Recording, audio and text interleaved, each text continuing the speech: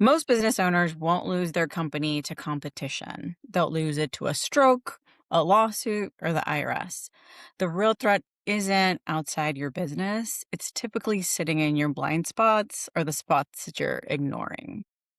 Welcome back to Planning Reimagined. I'm Celeste Moya, and I'm joined with our advanced planning strategist. I also like to refer to him as our advanced planning guru, Kris Stegall. And today we're going to be talking about how real life business drama needs proactive planning, not just wishful thinking, which is unfortunately what we see a lot of.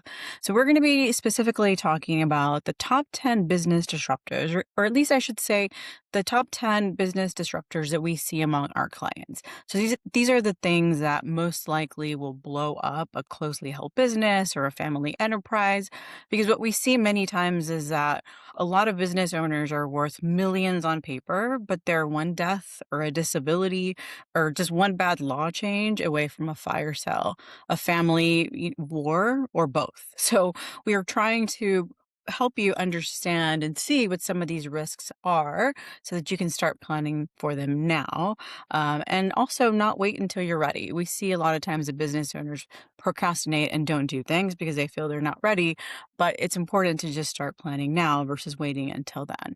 So we'll walk you through these disruptors. We'll show you how they show up in real life, and then if you stay to the end, we will share solutions you can start implementing today to protect your business and your family so that financial disaster isn't part of your family's history. But before we do that, we'd like to take a moment to remind you to please like and subscribe. So, Kris, we're going to give them a second. We're going to pause, and so they can go click subscribe if they haven't, and then click like, takes 2 seconds. And now we're ready to get started. So, Kris, why don't you start us off with the first business disruptor? Yeah, for sure. Thanks, Celeste. And this is going to be fun. This is going to be a little bit different than we usually do because this is going to be a bit more rapid fire, right? We're going to cover quite a few things. So if one of these doesn't necessarily resonate with you, hold in there because the next one might. So yeah, I'm going to start with estate tax and I'm sorry, estate and gift tax law whiplash, because that's oftentimes what it can feel like when you don't know that it's coming.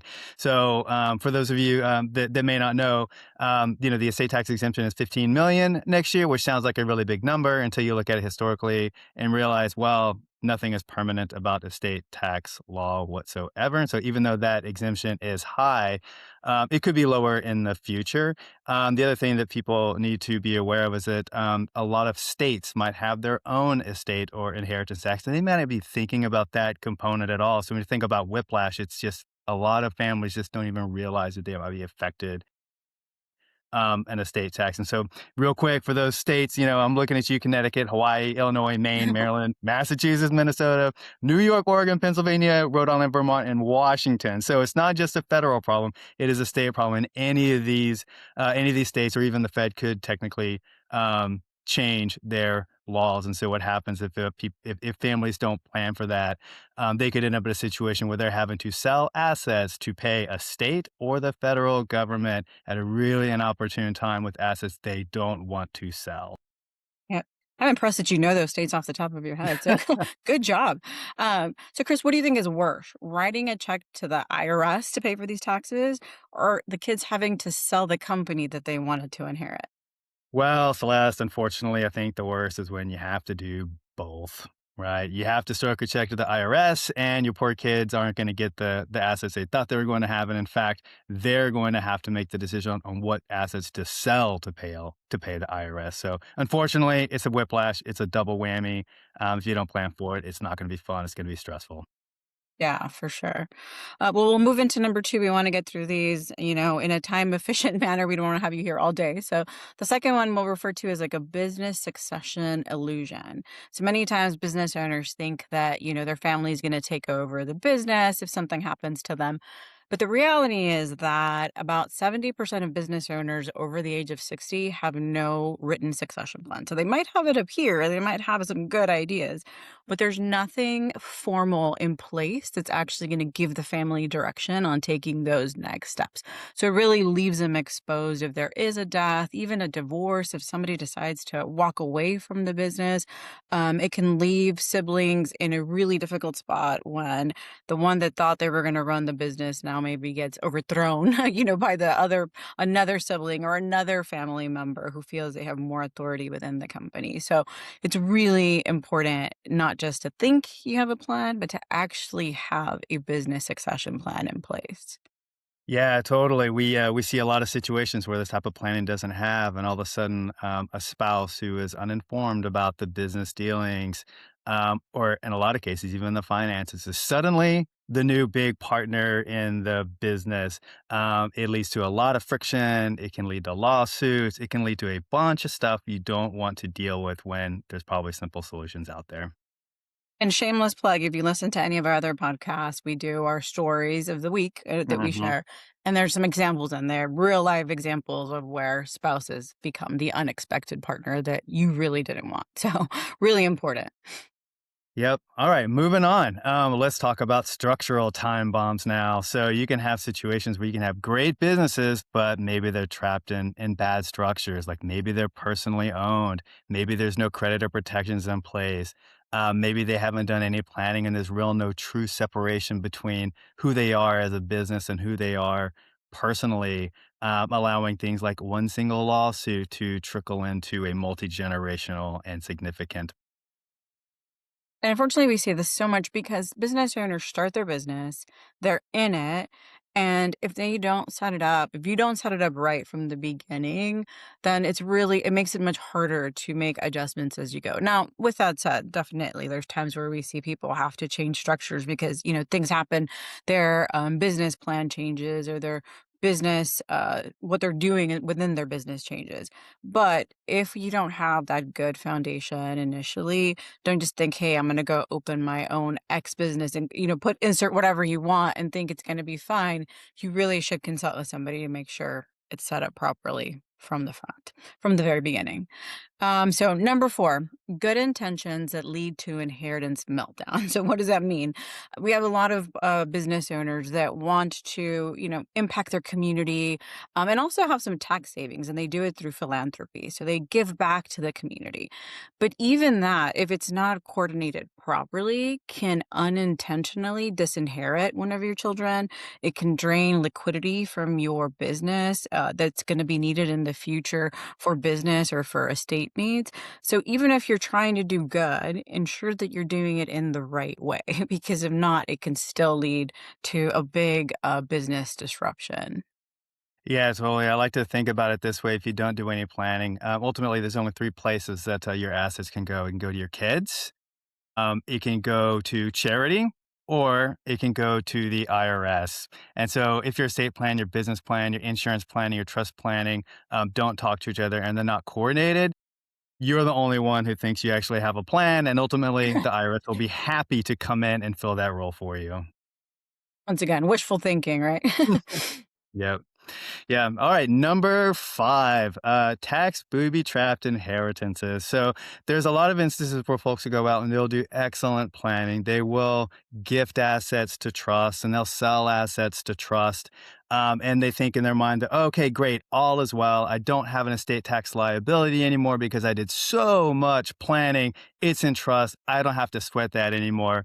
The part that they forget, though, whenever they do that type of planning, is that the trust is still going to be subject to income taxes whenever those assets are ultimately sold. So at some point down the road, when the kids do decide to sell business interest or sell that concentrated stock position they don't want to work with anymore, there will be an income tax liability that should be planned for there too. So sometimes it's not about estate taxes, sometimes it's about income taxes.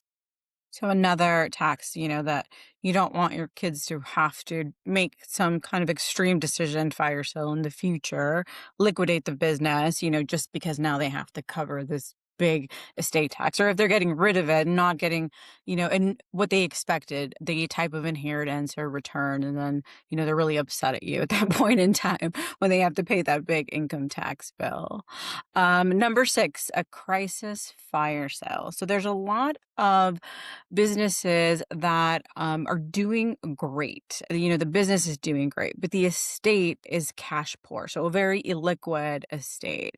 There's no funds to pay estate taxes. There's also maybe there's nothing there to buy out non-active heirs. We see a lot of situations where one kid wants to run the business, the other one wants to be an influencer, whatever it is, artist, whatever it is they're going to be. The next Taylor Swift, it doesn't matter. The point is that the estate doesn't have the liquidity to buy out that non-active heir or even to support the surviving spouse. We've seen this quite a bit where, the person that owns the business has good intentions, but something happens, especially unexpectedly, then there's no money there even for their spouse because everything is tied up in the business. So, and unfortunately, this happens at the worst possible time. So you add additional stress, financial stress, to a really difficult situation. So think about, even if your business is incredibly successful, does your estate have the liquidity to continue?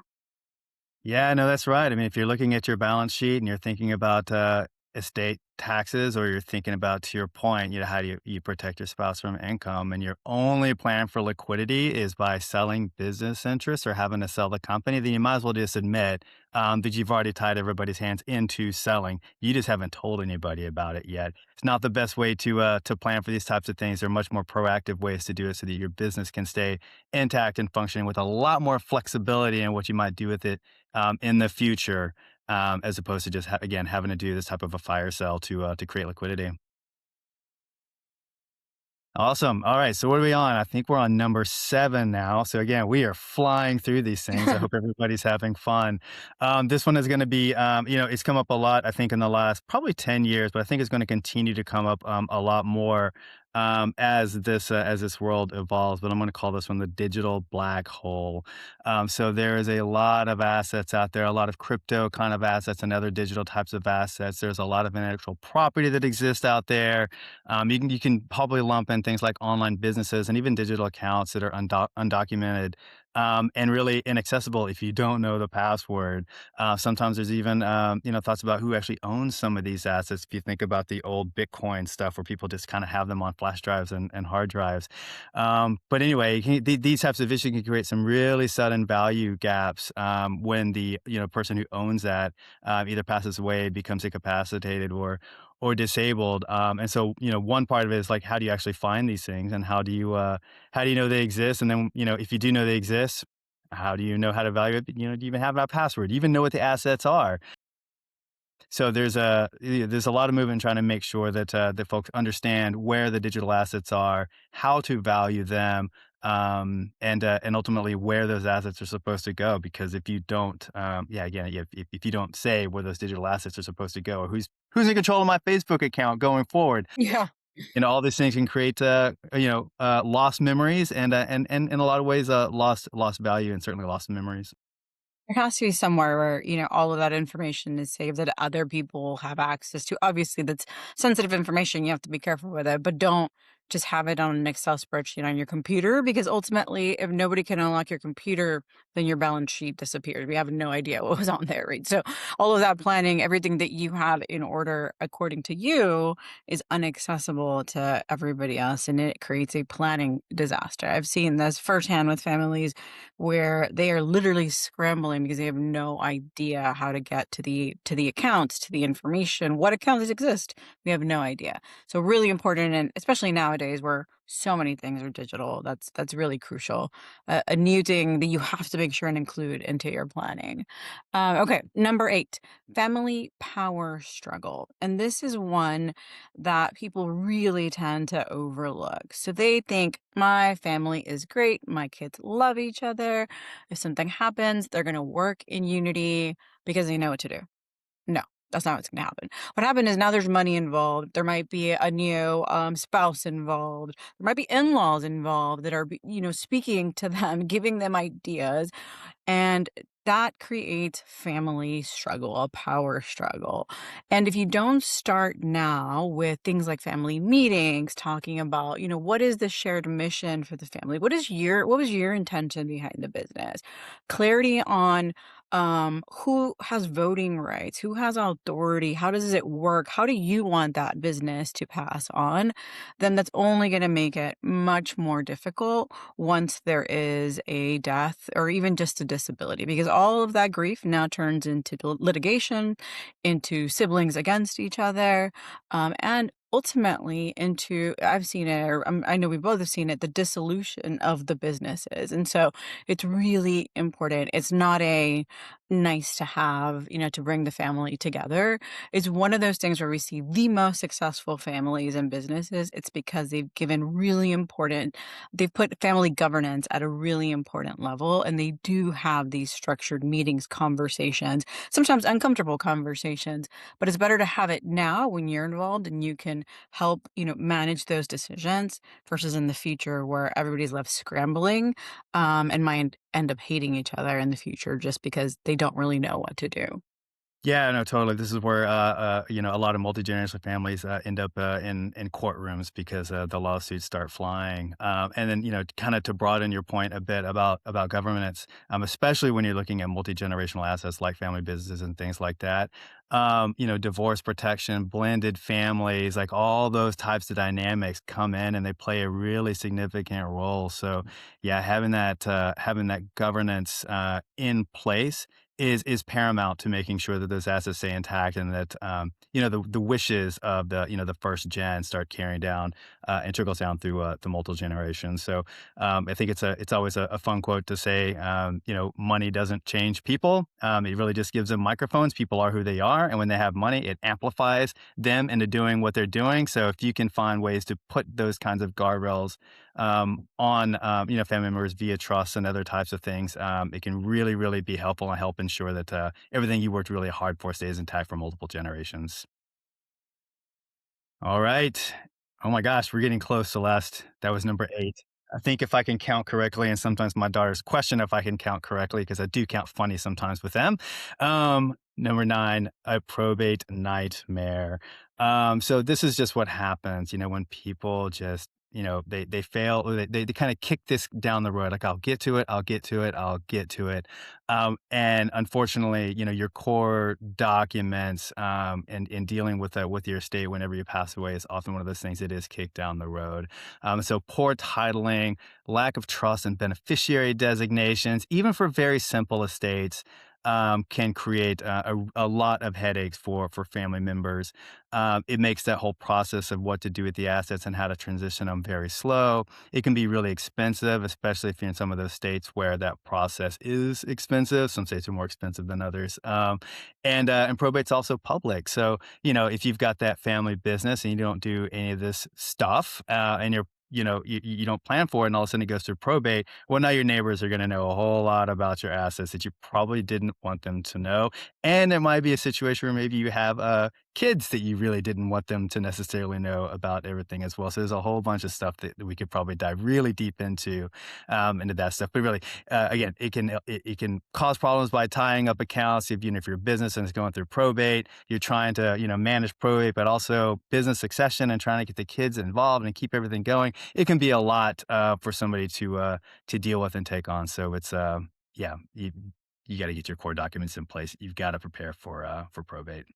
And because it's public, your clients can find out, right? So at that point in time, not only is it already affecting, finances for obvious reasons, it's also could affect the business, which further impacts finances. If your clients start to lose trust in the business because they see this family that's just fighting, versus being able to have a unified company that they were working with before. So it has a lot of multi-layer problems to it. that are important to be aware of. So number 10, if we do a drum roll, I don't know, I think we'll break people's ears, but so number 10, and this one's also, I think they're all important, but this one comes up quite a bit because people feel like I've done my planning, I'm done.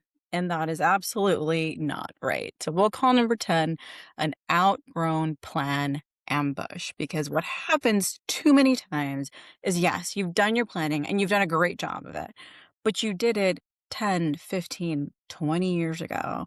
So now it's outdated. The wills are outdated. The planning is still. There's just strategy and maybe even structure that no longer applies. There's new family members. Maybe the things that your business is selling or doing are different now, but nobody has updated those business plans, those business documents, that business planning over time. For a $5 million business, as an example, is going to fail for a $50 million business. So it gives this false confidence to you and to your heirs in thinking, well, there's been planning that's been done, because it really is going to leave that next generation exposed to probably all the problems that we just talked about. So add Yeah. number 1 through 9, and now number 10, just because it hadn't been updated. So never think of your business or estate plan as like a set it and forget it. It is a living, breathing document or documents that have to evolve with you and your business as time goes on, because that's just inevitable. Everything evolves and everything changes. Even if we think through what you mentioned, Chris, like the digital planning, 10 Yeah. years ago, 15 years ago, that wasn't a big deal. But now lots of folks have digital assets, or don't just have their passwords written down somewhere, right? They really, everything is up here or so saved in some online system that saves passwords, and all of that's really important to include in an estate plan and a business plan. Yeah, completely. I feel like a lot of clients that we work with, they remember doing their estate plan and they kind of check the box on it and they kind of put it in the back of their mind. They don't think about it anymore. But at the end of the day, not only do families change and evolve. To your point, there could be new kids. They could have stopped doing the business they were doing before and gone a completely different direction, or maybe they had some significant liquidity events that fundamentally changed what they actually need their plan to do. But again, in their head they checked the box on that already, as opposed to going back, and getting reevaluated and updating, and evolves. Like you said, is the estate plan built for the business you had 10 years ago, just like you said, or is it the one that you have today? You can't just plan you can't, planning isn't in a vacuum. There's always a moment in time where it starts, but it's an evolution. It's something that should be addressed, actually, probably every year should be dusted off and taken a peek at. Absolutely, especially with as fast as everything is changing nowadays with AI and everything else that's happening. But, to kind of wrap these up, if you, the listener, is hearing a common thread among all 10 of these, you're absolutely right. Every single one of them turns into a crisis when there's no liquidity. That's the key word of all of this, liquidity. Or when the only way to create liquidity is to sell the very thing that you're trying to protect, which is your business, maybe your real estate, the legacy that you intend to leave your family. And the worst part is that all of these disruptions usually show up at the most inconvenient time, right? So this is when there's been a death, there's been a disability, cognitive decline, that business owner doesn't have, for whatever reason, the mental capacity to share those plans that were in their head. There's a lawsuit, there's a tax law change, like Chris mentioned, for that very first one that he addressed. So exactly when it's too late to raise capital quickly, cheaply, or on your terms is when these tend to show up. And that's why liquidity is such an important part of the solutions that we'll address in a minute, but why it's so crucial to, if you don't remember anything else at this point, right? Liquidity, liquidity, liquidity. Yeah, that's right. And honestly, there's only one real asset class that's built to show up with cash, at these worst possible moments. And at the end of the day, that's insurance. In the context of what we've covered today, that, a lot of it is pointed toward life insurance and disability insurance. But long-term care is right there riding alongside. These are all risk mitigators. These are all risk transfers. This is all liquidity creation again at those moments when you need it. And again, they're not just products. I mean, they're really your family and your company's contingency capital. It's really there to help protect against so many of those, really all those points that we mentioned before. So I guess, to round out the 10 and our sort of points there, maybe a few examples here to help demonstrate how beneficial some of this stuff could be. That sound good to you, Celeste? Perfect. I Let's think we do it. should, if they've stuck around this far, we should give them some solutions. All right, let's do it. All right, we'll start with estate and business liquidity. So, life insurance is going to provide that fast, predictable cash at death. That's what life insurance does. It's perfect for paying things like estate taxes. I mean, again, it's dollar for dollar. If it's trust owned, it's not going to be subject to estate taxes itself. Like it is the best way. You don't have to liquidate anything to pay the estate tax. And again, it doesn't have to be federal. That could be at the state level as well.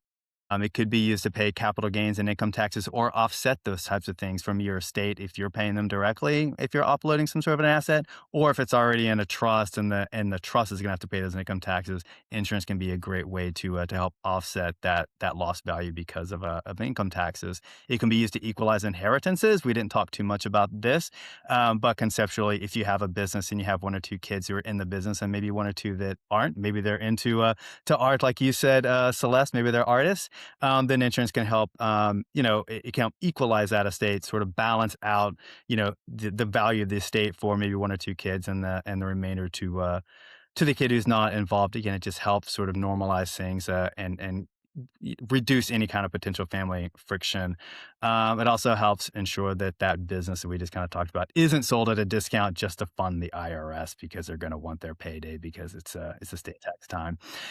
Disability and long-term care insurance, they protect, operating cash flow. So if an owner gets sick, and a lot of times those owners aren't just owners for the business sake and protecting the business, but that could also have financial impact for families too. So having things like disability and long-term care insurance protection at the corporate level, not, it protects the corporation and the employees and, all the clients of that business, but also the family too. So it's a really important thing to consider there as well. The last thing you need to do is raid the company or start liquidating assets because of an illness.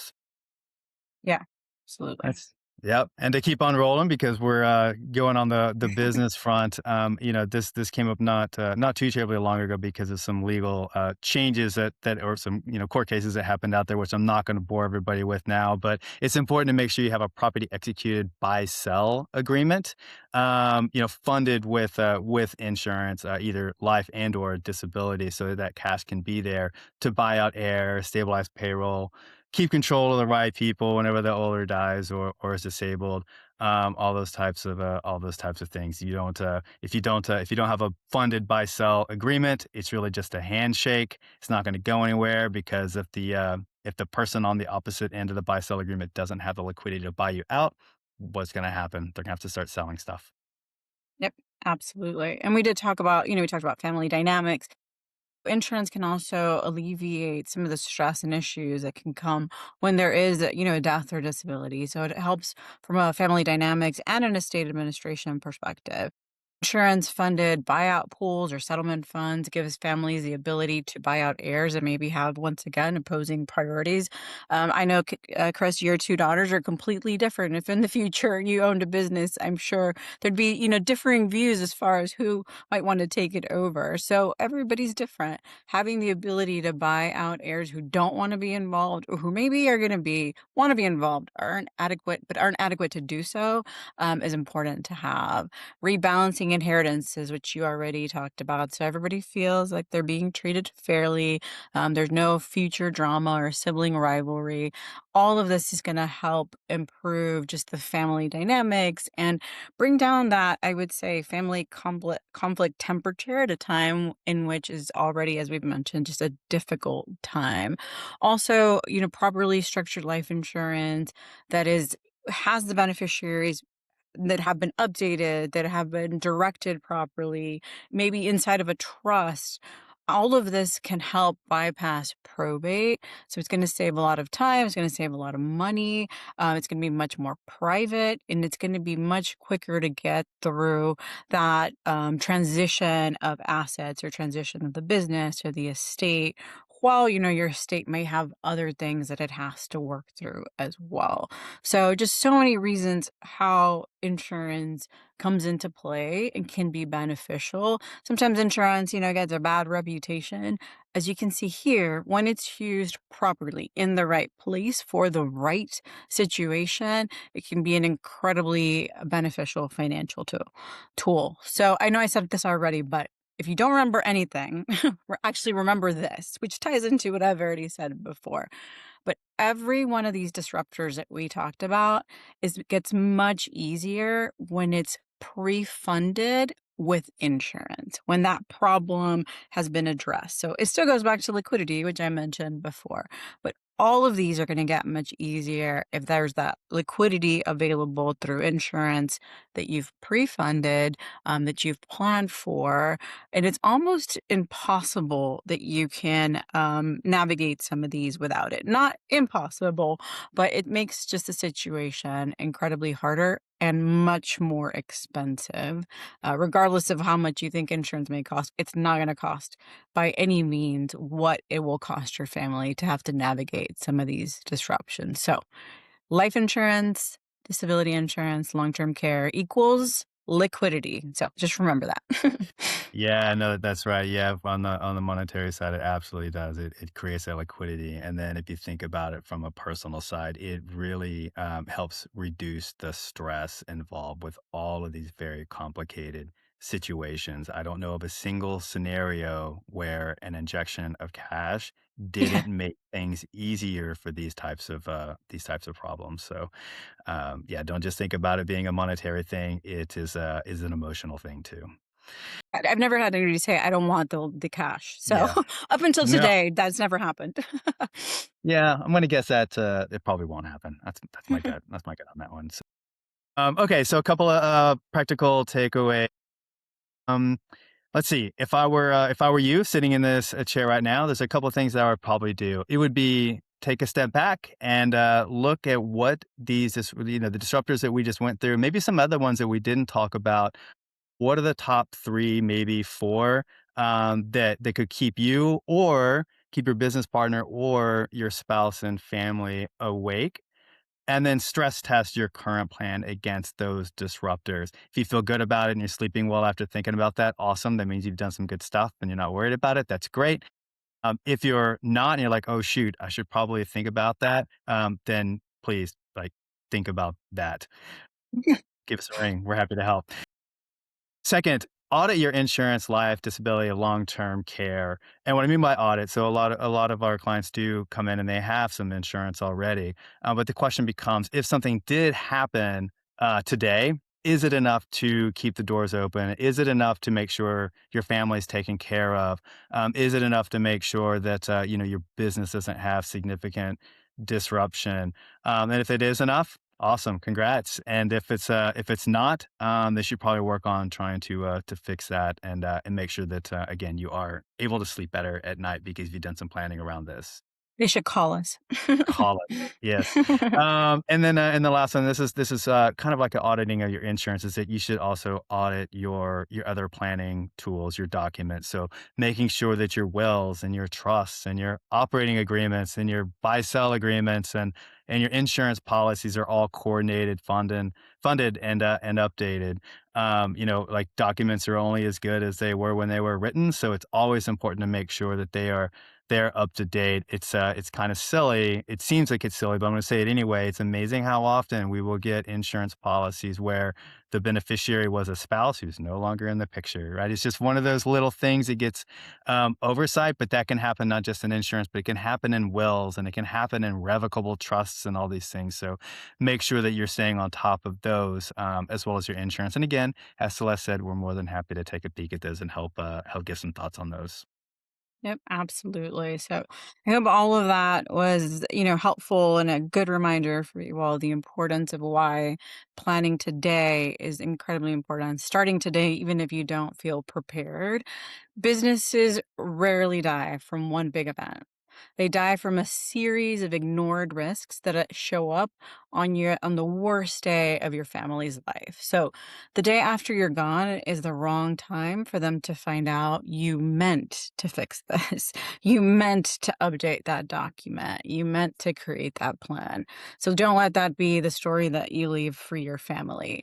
If any of these, disruptors that we touched on today sound uncomfortable to you, I would say that's a sign that you probably need to start working on them and start either updating your planning or getting something in place. Please reach out to us if there's something we can help with as far as tightening up your estate, succession, your planning, your insurance strategy. We're also always happy to connect with your other advisors, your CPA, your attorney, and talking through what you have in place now, what is missing, and then going from there to create a plan that makes sense for you. So thank you. We really appreciate you all, joining us today, listening to this information that we shared. Please access our show notes for some additional resources and information.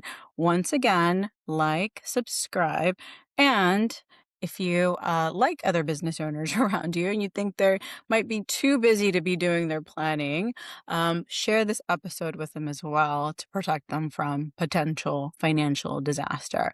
Thank you so much for joining us on Planning Reimagined, and we look forward to seeing you next time. Yeah, thank you so much. And my kids are going to be disappointed to find out that I actually do know how to count to 10. Have fun, everybody. Thanks so much. All right, bye bye. Bye.